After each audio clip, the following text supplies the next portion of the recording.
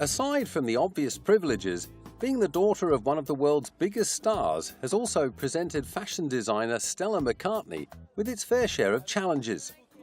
Attending the local state school where she grew up in East Sussex, she often found herself the victim of bullying and learnt to look after herself by giving as good as she got.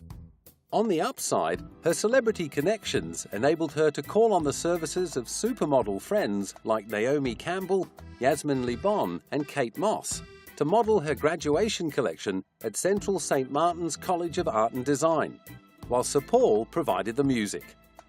The show made front-page news, and Stella's entire collection was sold to London boutique Tokyo. By the age of 26, she'd become the creative director of Paris fashion house Chloe, much to the disapproval of former chief designer Karl Lagerfeld, who reportedly declared, "Chloe should have taken a big name. They did, but in music, not fashion. Let's hope she's as gifted as her father." Despite the vote of no confidence, Stella proved she had indeed inherited Sir Paul's creative talent, dramatically increasing Chloe's sales and winning VH1 Vogue's 2000 Designer of the Year award. She ditched the training wheels the following year and set up her own label with the help of Italian superbrand Gucci. Within 3 years, she'd opened stores in New York, London and LA, picking up celebrity customers like Cameron Diaz, Gwyneth Paltrow and Annie Lennox, and earning the nickname Unstoppable Stella.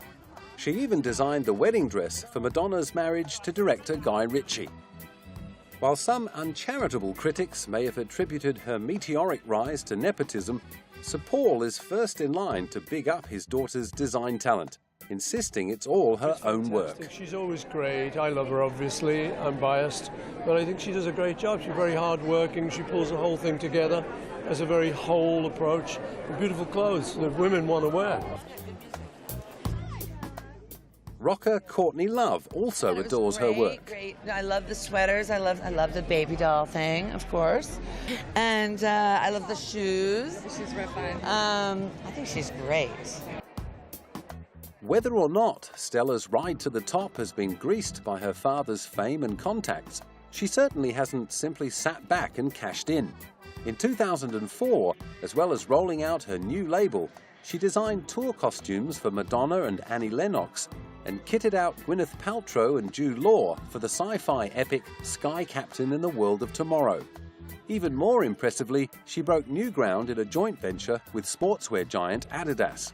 The entire line sold out within hours of going on sale. It was the same story 3 years later when she designed a cut-price collection for high street retailer H&M. It's important to let women know that our brand is approachable. You know, I get a lot of women saying to me, "I love your clothes, but I'm too old or I'm too big or I can't afford them." And I really wanted to let women know of a wider audience that they can wear our stuff and that it's approachable. Alongside her demanding career, Stella has also had to manage an incredibly busy home life. Since marrying publisher Alistair Willis in 2003, she has squeezed in caring for their 3 children, Milla, Bailey and Beckett, between seasonal launches of her own collections and her collaborations with other labels. Understanding the pressures of modern-day living has steered her towards designing practical clothes for busy women. Really, just real women, and I think what women want and need in today's world. One thing she's adamant that women don't need in today's world is fur.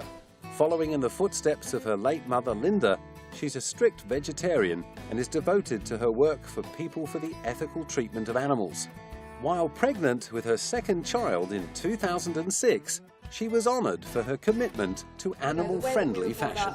Was a huge part of the way me and Mary now sort of live our lives, and I really would like to thank my mum and dad, obviously, for their influence and guidance to show us and educate us about just treating fellow creatures with respect. So I guess this award is for my mum, who I'm sure would she'd be so proud.